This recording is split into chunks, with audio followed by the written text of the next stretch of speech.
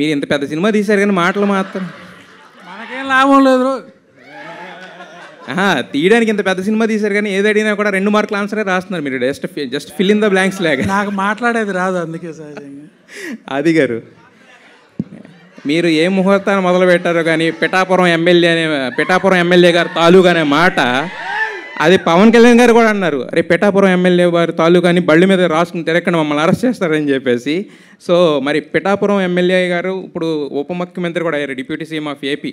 So మీరు అన్నారు ఇందాక పవన్ కళ్యాణ్ గారు ఆనందంలో ఉన్నప్పుడు దూరం నుంచి చూడడం ఇష్టం అని. బట్ ఆయన ఏంటంటే ఆయన కోసం కష్టపడిన వాళ్ళ దగ్గర తీసుకోవడం ఆయనకి ఇష్టం. అవును. సో మరి ఎలక్షన్ అయిన తర్వాత కలవడం కానీ మాట్లాడడం కానీ జరిగిందా?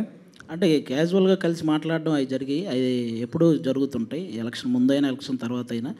ఒకటి ఈ పొలిటికల్గా కూడా ఇన్వాల్వ్ అవ్వడానికి ఒకటే రీజన్ అండి. పవన్ కళ్యాణ్ గారు కూడా మన సినిమాకి సంబంధించిన వ్యక్తి, ఒక నిజాయితీ గల వ్యక్తి. అలా రాజకీయాల్లోకి వెళ్ళి అంత కష్టపడుతున్నప్పుడు ఒక సినిమా వాడిగా మనం కూడా సపోర్ట్ చేయాలి కదా, ఆ ఉద్దేశం ఉంది.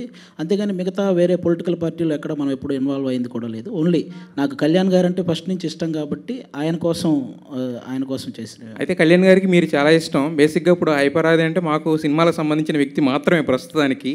మరి రాబోయే కొన్ని నెలల్లో ఏమన్నా దేనికన్నా కార్పొరేషన్ చైర్మన్గా కానీ లేదంటే ఏమైనా నామినేటెడ్ పోస్టుల్లో కానీ చూసే అవకాశం ఏమైనా ఉందా? అలాంటిదేం లేదండి. మన సినిమా వర్క్ చేసుకుంటూ ఆ టైంకి ఏం లేదండి. ఇప్పుడు అందరికీ అదే చెప్తున్నాను, మీ అందరికీ కూడా ఓటు హక్కు ఉంది కాబట్టి ఆ టైం వచ్చినప్పుడు ఒక 2 months 1 month మన రాష్ట్రం కోసం మన వంతు బాధ్యతగా మనం కూడా వెళ్ళి ఏదైనా చేయాలి కదా నచ్చిన నాయకుడి కోసం, అంతేనండి. మిగతా వర్క్ అంతా మా ప్రొఫెషన్ సినిమా కాబట్టి సినిమాల్లోనే టీవీల్లోనే ఇవే చేస్తుంటాం. అది ఆ టైంకి వెళ్ళి చేసే పని అంతే. అదే సార్, ఇస్తే తీసుకోరా? ఇస్తే కనుక ఏదన్నా కార్పొరేషన్కి అది నేను ఇలా అనుకుంటున్నాను, దీనికి నువ్వైతే సూటబుల్ అనుకుంటే కనుక తీసుకుంటారా? మిమ్మల్ని పిలిస్తే సీఎంగా చేస్తా ఉంటే తీసుకోరా మీరు? ఖచ్చితంగా సార్, అదే నేను అడుగుతుంది యాక్చువల్గా. అది జనరల్గా జరుగుతుంది. అశ్విన్ అన్న బ్రదర్ హాయ్ అన్న. సో ఇది సీక్వెల్స్ ఎక్కువ నడుస్తున్నాయి మధ్యలో. సో దీనికి ఏమన్నా సెకండ్ పార్ట్ ప్లాన్ చేశారా? ఎండింగ్ ఏమన్నా మాకు హుకప్ ఇస్తున్నారా? అస్సలు అలాంటిది ఏమీ లేదబ్బా, సీక్వెల్స్ అలా ఏమీ లేదు. ఈ సినిమాకి అయితే మేము సీక్వెల్ అయితే అనుకోలేదు, అసలు ఏం లేదు. మీరు చూసి ఆ సినిమా బాగుంది ఎంత మీకు నేను ఇందా నుంచి చెప్తున్నాను కాన్సెప్ట్ గురించి. ఆ కాన్సెప్ట్ మీకు ఏమనిపించిందో చెప్తే నాకు హ్యాపీ. పార్ట్ 2 అనేది అయితే ఇప్పటివరకు అయితే లేదు, సీజన్ అలా ఏం లేదు. And you are a good cricketer. So ఫ్యూచర్లో ఎవరిదన్నా క్రికెటర్ది బయోపిక్ చేయాలి అనుకుంటే అది మనం అనుకుంటే కాదు.